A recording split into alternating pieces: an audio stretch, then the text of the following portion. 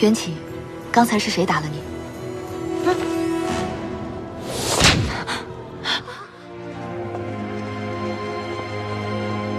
夏君东华拜见上古神尊。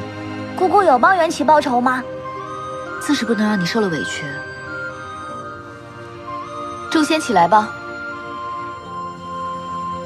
东华上君今日大寿，我来得仓促，缘起又弄脏了你的灵泉，实在是我们姑侄二人的不是。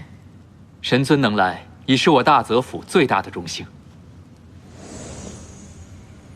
这枚渡劫丹，是我无聊的时候炼制的，本来是给缘起当糖豆吃的，现在我送与你，算是我的一点心意吧。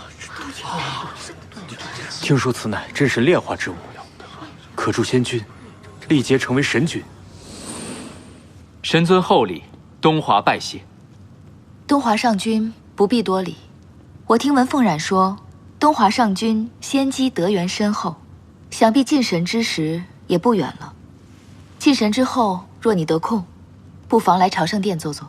得神尊吉言，只是神尊此言可是不日将返回神界，但神界6万年前就已经关闭了。此事我自有打算。走吧。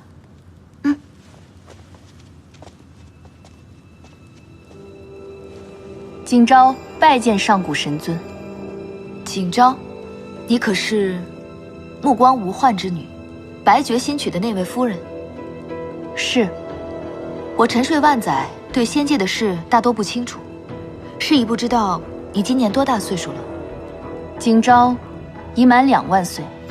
2万岁倒是不小了。本尊问你，你是否像你父神一样执掌3界，造福过苍生？不曾，那又可曾开宗立派，似东华一般桃李满天下，为3界略尽微薄之力？既无尊荣之德，又无居功之能，你凭何来求见本尊？难道只因为你是区区天宫公主的身份？你难道不想知道这孩子的身份？他的母亲是… 昭儿，母神。缘起，刚才是谁打了你？母神，不换，本尊念你是天后，给你留些脸面，请你回去之后好好教导自己的女儿，莫要再犯此错。母神，